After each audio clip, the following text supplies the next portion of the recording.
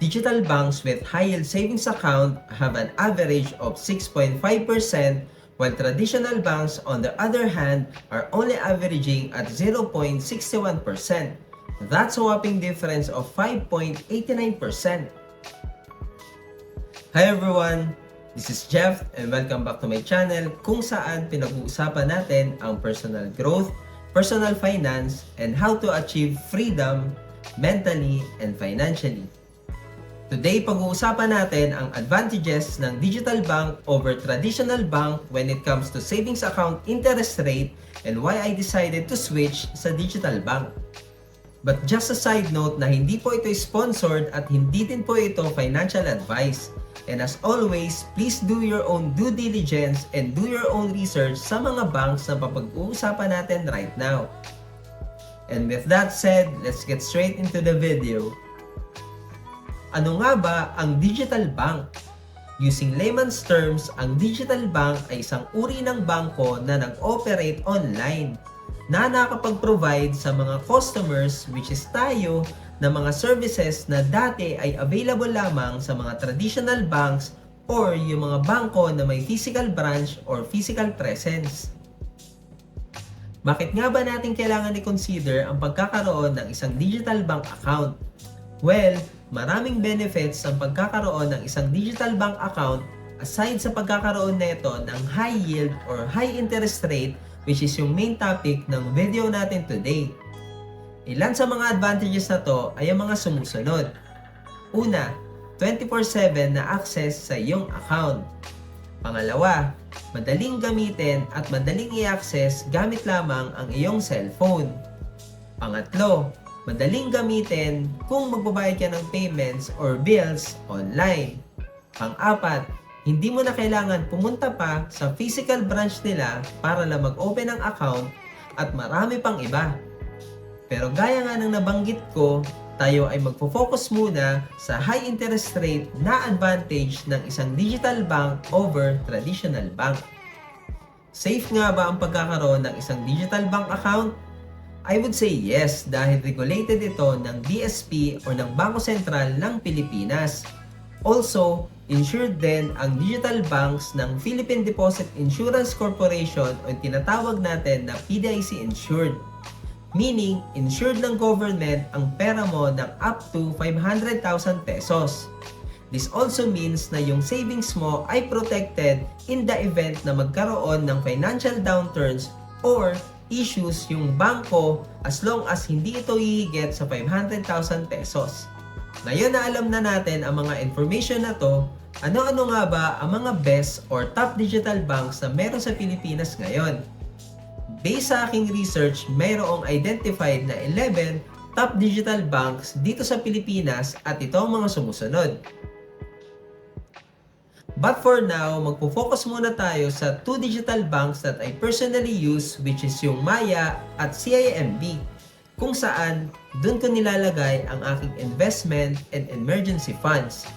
As of shooting this video, yung CIMB ay mayroong 2.6% interest rate, while yung Maya naman ay mayroong 3.5 interest rate on savings account.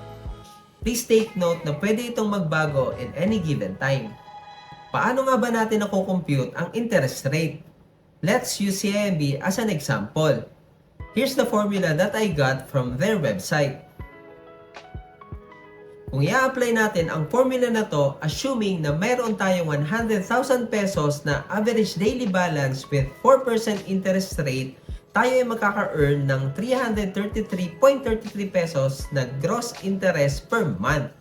At kung ibabawas naman natin yung tax na 20%, which is 66.67 pesos, tayo ay makaka-earn ng 266.66 pesos as net interest per month.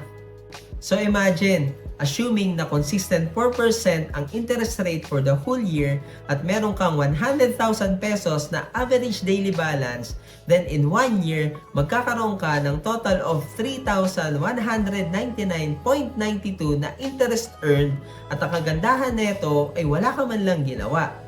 Ito yung binabanggit ng mga milyonaryo at businessmen na you just let your money work for you.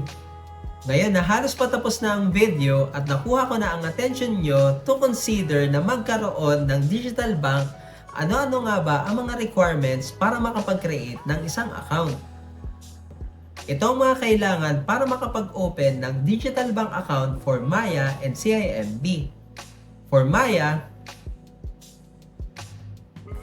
at ito naman for CIMB. And once ma-provide na natin lahat ng mga information na to at nasunod na natin lahat ng mga steps, then we are good to go. Maraming ways para makapag-deposit or makapag-cash in sa mga digital banks. For Maya, you can follow these steps. And for CIMB naman, you can also follow these steps. I'll also provide yung mga links sa description below.